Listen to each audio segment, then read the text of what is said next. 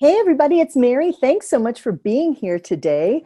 I am coming off of another call and I'm excited to see that we've got some folks here. This is a quick, fast way to just get your teams on board.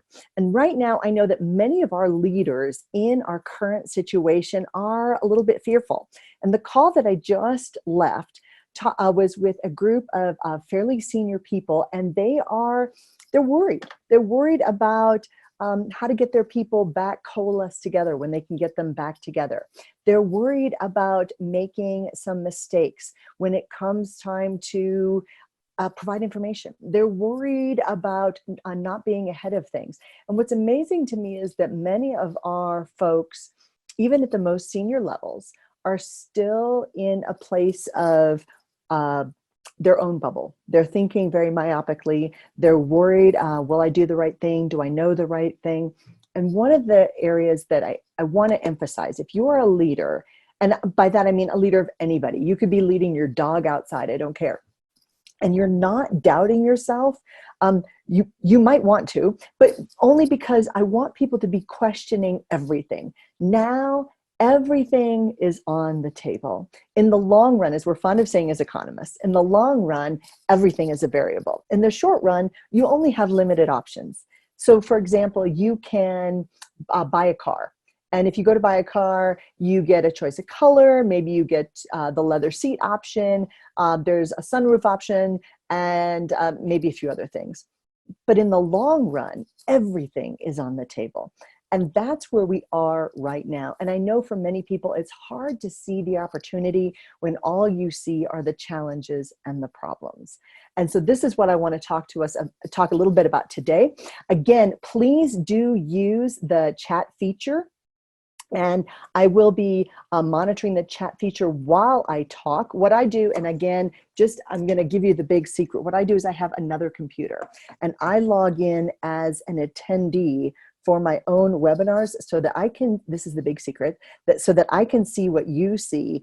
And that allows me to kind of monitor and make sure, okay, I worry about my hair. I know you guys all worry about that too. So I would love it if we could start off. It's right at 10 o'clock. Please go ahead and put in the chat where you are joining us from. And Kareem, you've already done this, so thank you so much. Thank you for starting that off.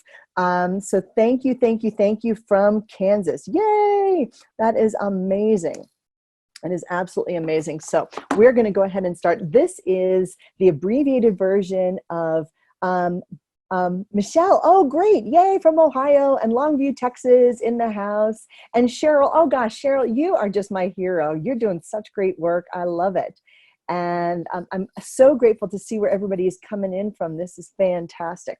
And again, this is the short version of the 10 military secrets on how we in the military get people to work together. And again, what you have to remember is we don't get to hire people in the military. What we get is just what we get. So I need to obviously turn my video off from my other page, and that way I can still monitor the chats. So that's what we've got there. So this is the start, and I want to go ahead and share screen so that we can get started on this. And here we go. All right. So obviously this is not exactly top secret. Top secret would be wrong, but these are things that the military does that allows people to work together even when we don't get to hire them. You don't know who's coming in. And what I also want to emphasize is the military transfers people every 2 to 3 years out of that job.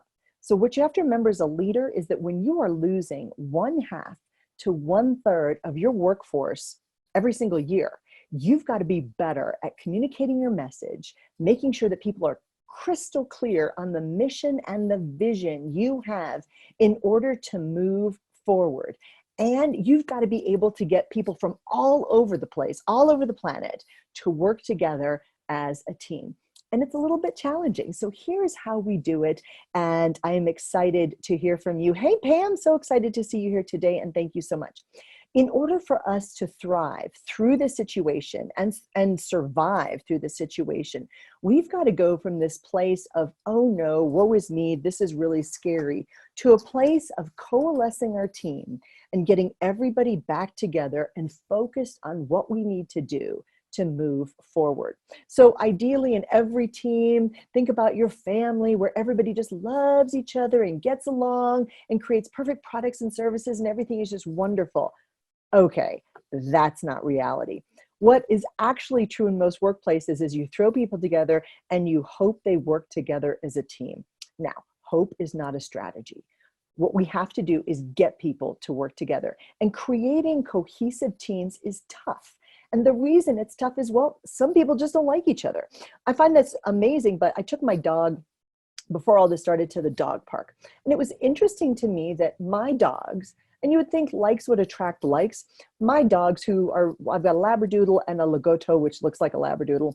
You would think that they would kind of hang out with the other Labradoodles. Not so much. My little 18-pound dog just latched on to the German Shepherd and the Doberman and just thought they were the best ever. And she didn't really care for the other Labradoodle. And I thought that was very interesting. My Lagotto didn't care for the Maltese, who was the sweetest little thing ever. And instead, my 35-pound dog went off to play with the Chihuahua. And it's interesting to me that if dogs have preferences and they like each other, well, we shouldn't be surprised when some people like each other too. And some people just don't like each other as much. That doesn't mean they get to be unprofessional. It doesn't mean that they don't have to work together. They have to work together and they have to be professional. It's just another challenge. Some people feel as though when they're put on a team that they get the I do all the work syndrome. And unfortunately, we learn that in school. If you were in school and you had to work on the dreaded group project and you really cared about your grade or you really cared about that class, then you knew you were going to do more than your fair share of the work. And unfortunately, what that taught us was trust no one. And if I'm ever put in a group project, I have to do all the work. And some people still feel this way. And unfortunately, sometimes they're right. Some people just don't like the project. Some people just don't like how they're being treated. They don't feel as though their expertise is being valued. And I'm the first one to say that when I was in the military, I was asked to move over to a different job. And I said, but that's not my skill set. And they said, it doesn't matter, you know, you're a standard 05, you fit into that job. I said, but it's not my skill set.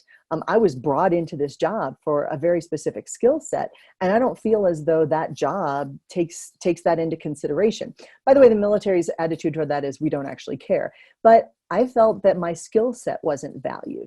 Some people believe it takes too much time away from your regular job, that these meetings for a project or a committee or something that's supposed to help that's supposed to make an impact just takes too much time away from your regular job. Some people have the problem where everybody on the team wants to be in charge. Other teams have the opposite problem. Nobody on the team wants to be in charge because they can't get people to work together. You're trying to work with your peers. You don't maybe have a hierarchical position over those people. You can't order them to do something. And by the way, in the military, there's not nearly as much ordering around as you would think. We have to convince people to do what they need to do. We have to coerce them in the nicest possible way. We have to show them why this is a good idea. Sometimes there's egos involved. That's all I'm going to say about that. Some people just don't like working with others. And right now, when many people are working from home, we found out, wow, I am wildly productive by myself. I don't need to work with other people until you do. And then some people don't like change. So one of the things, if you would, in the chat box right now, could you please put why you think working on teams is so difficult? And I would love to address those things, you know, why working on teams is so difficult, or areas where you're seeing challenges on teams. I would love, love, love your interaction on this right now. We've got 34 people on the call, and I would love to see some issues with that. So how does the military do it? You know, how do we get, oh, Holly, jealousy, yes. Many people get jealous, especially right now, or when people feel as though they are not recognized. The mindset, yes. Some people add drama. Oh, I hate drama. I'm right there with you. And we have to manage the drama. And sometimes, by the way, my technique for managing drama is I take the drama king or queen, whoever they are, and I pull them aside. If I'm a member of the team or if I'm leading the team, and this is what I've said. Because sometimes they're senior to you. Sometimes they could be your boss. And what you say is, hey, I need your help. If you're the drama king or queen, nothing works better than somebody asking you specifically for their help. I need your help with this situation. So could you maybe really focus on this? Could you pull that person aside and get them on board? Ask people privately for help. So yes, the drama factor is huge. Some people do have different methods for solving problems. You're absolutely right. Immaturity. Oh, Linda, you are totally right about that. Some motivation and communication. Number one thing, if you're going to be good at leadership, communication. If you're not good at anything else, a lot of those other things can be forgiven, but be great at communication and be intrinsically motivated to get great things done. Brett says leaders don't establish rapport or lead by example. And you're absolutely right. Some people, and I've seen this in some family-owned businesses where a family member will get put in charge of a team and other people are resentful because they haven't earned their stripes. They haven't really earned their right to lead those people, that organization. Taking credit, I have a slide for you. When they don't contribute, you're absolutely right. Slackers versus workhorses. In every organization, there are those people who aren't doing their job. And unfortunately, we as leaders oftentimes reward those people by not holding them accountable. And that's on us. That is all on us by not holding other people accountable. We've got to hold other people accountable. Otherwise, they learn slacking works. And then paradoxically, you're punishing your workhorses because when the slackers aren't doing the job, who do you give it to? You give it to the workhorses. And meanwhile, they're looking around going, hey, I'm doing their work here. And you're like, oh, thanks so much. And they're like, no, thanks isn't good enough. Hold those other people accountable. By the way, your other team members are happy when you fire that person who has not been pulling their weight for years. They are relieved that that person is off the team. You're absolutely right. When there's trust and respect, teams are easy. Janine, you're absolutely correct about that. When there's dysfunction, they will jump ship. You are so right about that. The difference on who thinks what's really important, yes, gets the focus. This is where your clear leadership when giving a team a function, a task, or a problem to solve, you've got to be crystal clear on what that looks like. Robin says different people have varying levels of excellence. Yes, and they also, every single person needs a different style of leadership, and great leaders have to acknowledge that, understand it, and provide that. Keeping people motivated to stay on task. Yes. And here's the challenge. Sometimes the people who have the most squirrels running around in their head are those people who have great ideas and nobody's paying attention to their ideas because maybe the team lead is only focused on that one thing. But if you've got people with the squirrels in their head, I call it I tell people that my ADD is the greatest thing to ever happen to my business because ideas, a shortage of ideas is never the problem. Staying focused and on task is always a challenge. And you're absolutely right. So capturing those ideas is critical. Absolutely, yes. And then favoritism or cliques, yes. Leaders have to be very careful to be fair. In the book called Why Leaders Fail and the 7 Prescriptions for Leadership Success that I co-wrote with Peter Stark in 2016, there's an entire chapter on unfairness or the perception of unfairness and how that erodes a leader's reputation as well as their level of influence because people just perceive them to be unfair. You are absolutely right. Different goals. Heidi, you are correct. We need as leaders to establish those goals and keep people focused on the goals while getting input for new ideas. And then Michael says different personalities clash. Oh yeah, just like my dog. Just like my dog. And certain people want to joke around in meetings and have a good time. And they're like, yeah, this is really great. And other people just get real irritated with that. You're absolutely right. Different personalities can clash. And again, if we need those people on the team, one of the aspects is, do we have the right people on the team? And choosing the team should not be just about position. It should be about the needs of the team. So how does the military do it? Number one, we embrace everybody on the team for their strengths. Keep in mind, we don't get to hire, you don't get to choose who's on your military team. So we have to embrace you, all types of people, all backgrounds, everyone. We have to embrace everybody for their strengths, and we have to find their strengths and make those strengths work. So whoever is assigned to us, that's what we get to work with. Now, for an example, let's say your kid brings home a report card and it looks like this. What do we naturally focus on? Well, we focus on the failure. Instead of saying, oh, honey, wow, you're great at English and great in math and you're pretty good at history and art and PE, that's fantastic. Maybe you're not going to be an economist.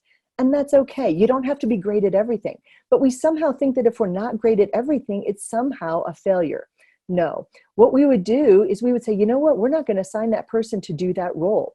We as leaders have to embrace and use people's differentiation. This is where the magic happens. And just like a car, if I asked you all right now, what kind of car do you drive? You would all probably tell me, oh, I drive a Subaru. I've got a Ford 150. I've got a Toyota Prius, or whatever you have. Folks, every single car is pretty much exactly like every single other car.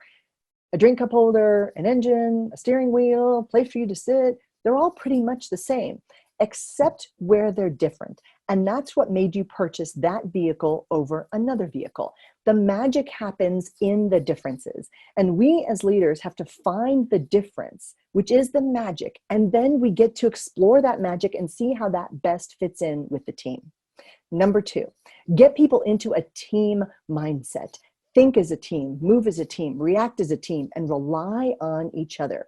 Many people don't work well as a team because they frankly think it doesn't matter. If I don't do my job or I don't show up today, nobody actually cares. There's a really funny Friends episode where Phoebe is a telemarketer with the guy who plays George on Seinfeld, and he decides he's going to kill himself. And she's like, no, no, no, no, no. And he says, you don't understand. I've worked here for years and nobody even knows my name and nobody cares if I'm here.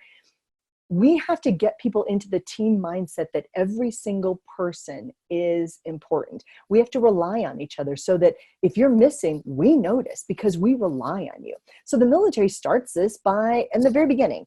When I was at the Naval Academy, we had to march. And some of you I know have been in the military too, and some of you were at Navy with me. The reason we march is not to learn our left foot from our right foot.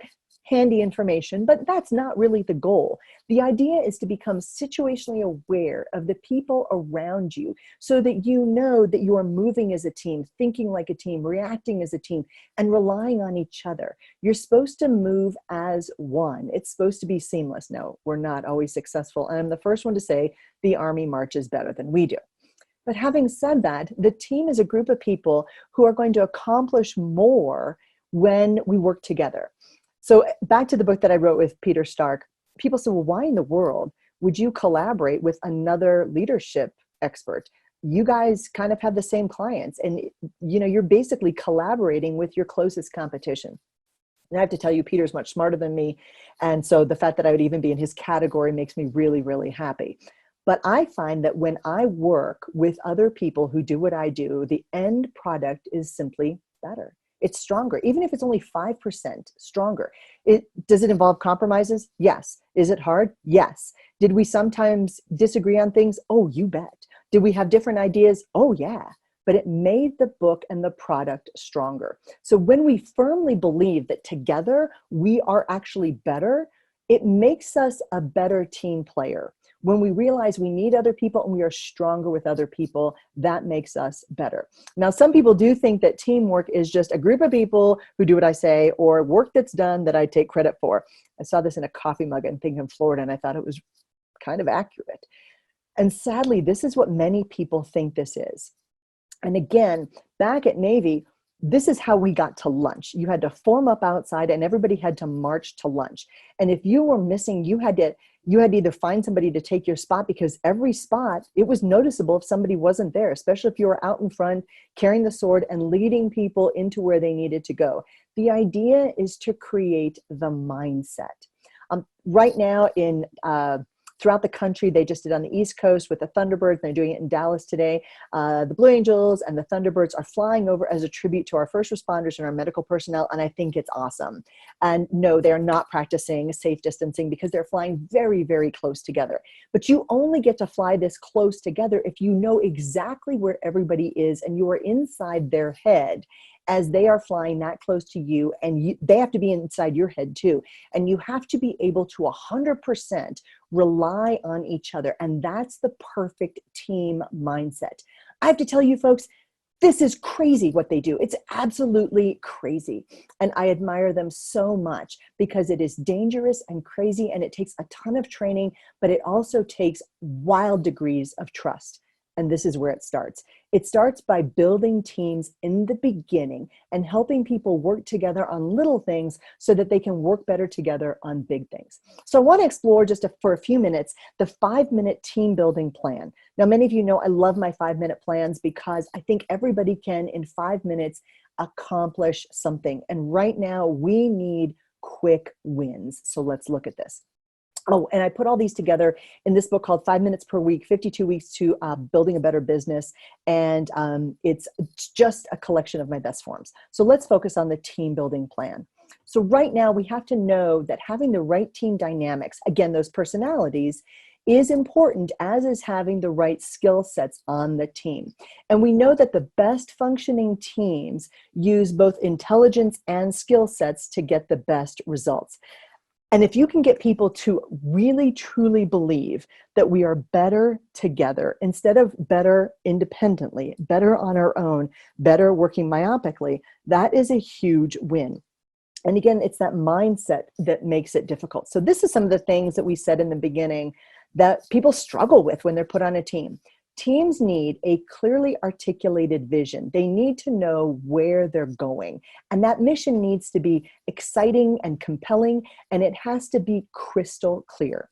We also need an understandable mission. Now, the mission is what we do. For example, we play baseball. The vision could be, we're going to the World Series. That's the difference. We also need a corporate culture and an attitude of success, which means everybody shows up and agrees to help each other out. And I'm not saying do other people's work, but I am saying if somebody says, I can't get this to work, will someone please help me? That people step up and say yes. And then teams also need adaptability and a willingness to change and to see beyond the current situation, the current status quo, and move into the future. Now, for some people, they lose focus at work. I think I spelled that wrong. They lose focus at work. They get distracted, things are difficult, and we as team leaders have to help people stay focused. We also want to build teamwork in the workplace. So what builds teamwork? Getting people together and accomplishing something. This gives people those quick wins. What destroys teams? Oh, all kinds of things. Gossip destroys teams. Not holding other people accountable destroys teams. Not holding people to deadline destroys teams. Having a team meeting and finding it okay for half the people not to show up when they're supposed to be there. Not starting meetings on time. Not doing what you say you're going to do can destroy teams. Number 4, what makes great team players so valuable to an organization? In any organization, there's always that person that everybody wants on their team. Everybody wants to work with that person because they are generous of spirit. They are not worried about getting credit. They are in it for everybody else, and they are focused on the end goal as well as helping everybody else get there. That is a great team player. And everybody wants to be on the team with great team players. And those great team players make other people want to be with them. They work hard, they're focused. They are those people who meet the deadlines, and they remind people gently, hey, remember we've got the meeting on Friday. I actually worked with a group of people where there were about half the team members who were deliberately trying to sabotage the mission, not the military mission, but it was a corporate situation. They would tell people that a meeting had been canceled when it wasn't. They would send outdated drafts instead of the current draft because they wanted to seem like they were so much better than the other people on the team. When you've got a situation like that, that is a leadership challenge. And as a leader, you have to step in and fix it, and you have to fix it fast. Great team players are those people who help the other people on the team. They remind them, hey, I've got this, or I'm going to send you this, or here, remember, here's our deadline, or I'll stop by your office 5 minutes before we can walk over together, or, what can I take off your plate if you're struggling right now to get this done? Because I can't do that, but maybe I could help you with something else. And so then if we were in a live program where we had a ton of time, I would ask questions like, what are some of the characteristics that everybody else on the team might need from you? And that's a very individual question. Certain people on the team are going to need very specific things from you. Some people might need a whole lot less. But asking people individually, hey, we're going to be working on this team together. What do you need from me in order to feel really successful? That would be great. And then what are some specific activities that are wasting our time as we are working through this project? You know, what's getting in the way, or who's getting in the way, or is there a better way to do this?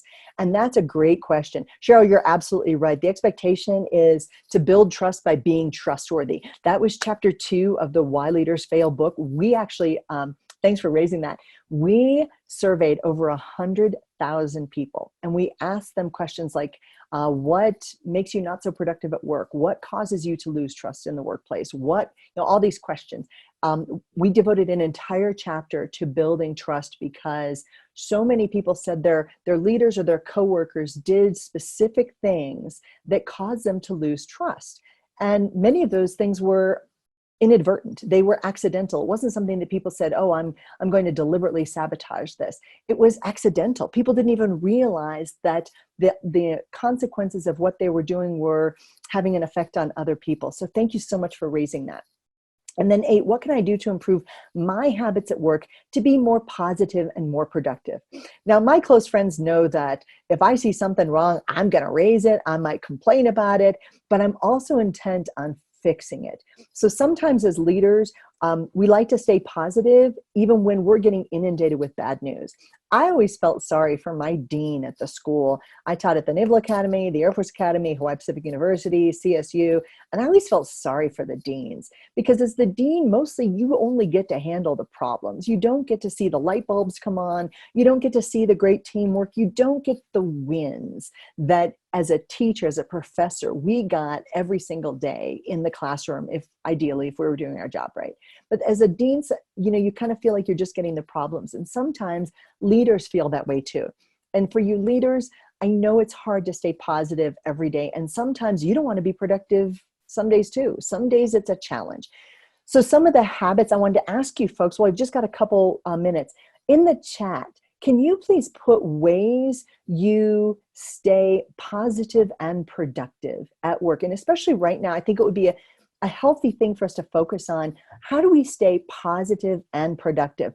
And yes, asking your team, Robin, to bring solutions, not problems, that's great. And sometimes people just need to talk things through. So what are you doing right now to stay positive and productive? Let's hear what you're thinking. Heidi says, get out on the floor more and see where the actual work is happening.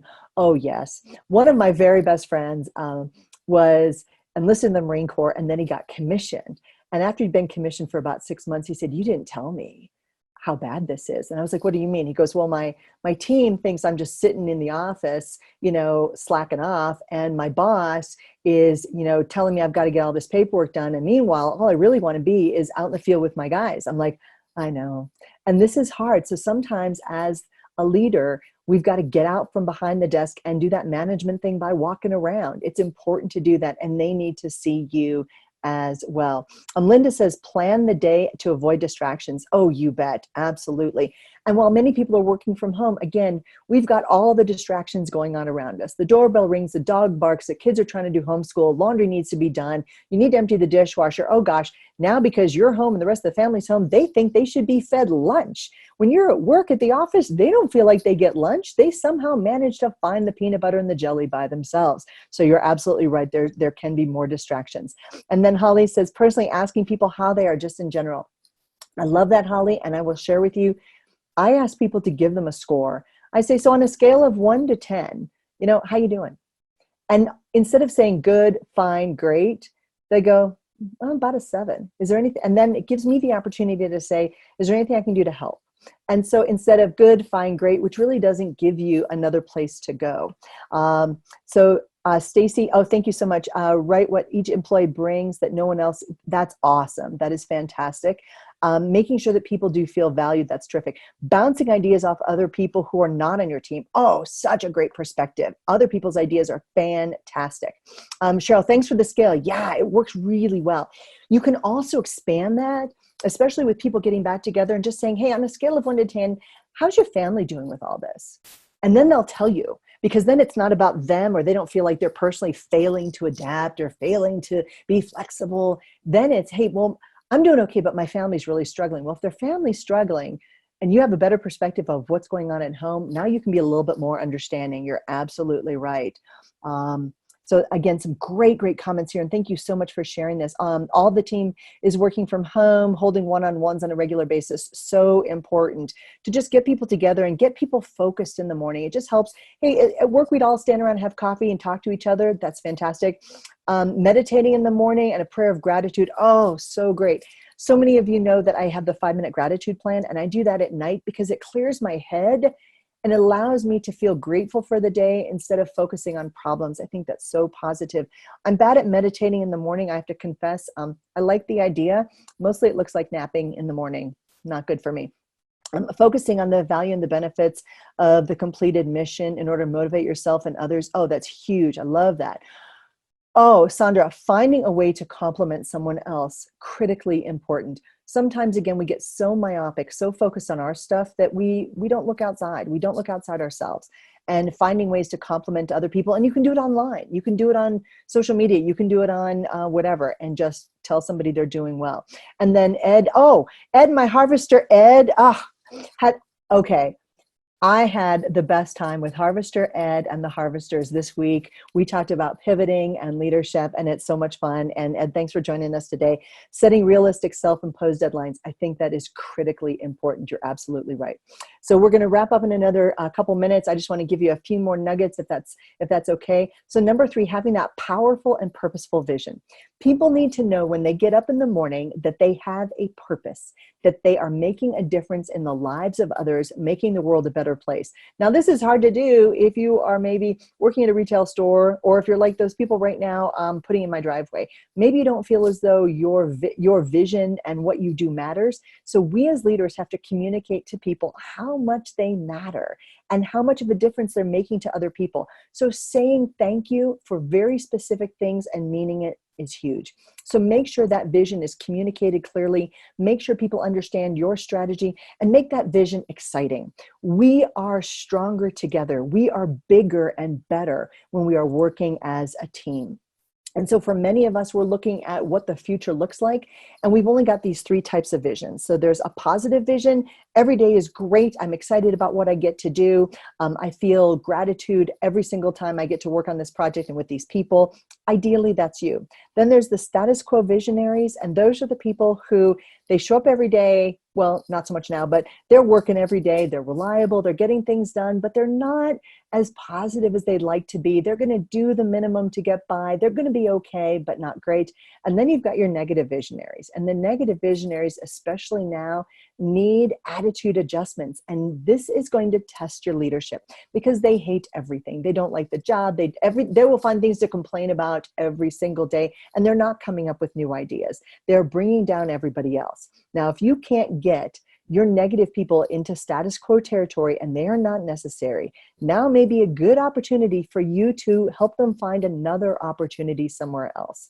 Because some of your people are frustrated with you as a leader if you are letting those negative people bring everybody else down. That's for another time. So real quickly, we're going to end on Disney and visions. Disney's vision is we entertain. And right now they're closed down and this is tough. But if you're a leader right now moving forward, if you're going to build a team, focus on the top 3 of these leadership competencies. And that is creating a compelling and exciting and purposeful vision that help your people move forward. Strategically think about where you need to be in 3 months, 6 months, 2 years, 5 years, 10 years, and then get the talent on board and develop those people in a way that is going to move the organization forward. So with that, I am thrilled that I got to spend this time with you today. I love your participation. I'm so, so grateful. This will be posted as a recording. You can share it with other people. And folks, thank you so much for letting me be part of this. If you've got questions, I'm at mary@productiveleaders.com, and I will happily answer your questions. Thank you so much for the great time. Take care. Bye-bye.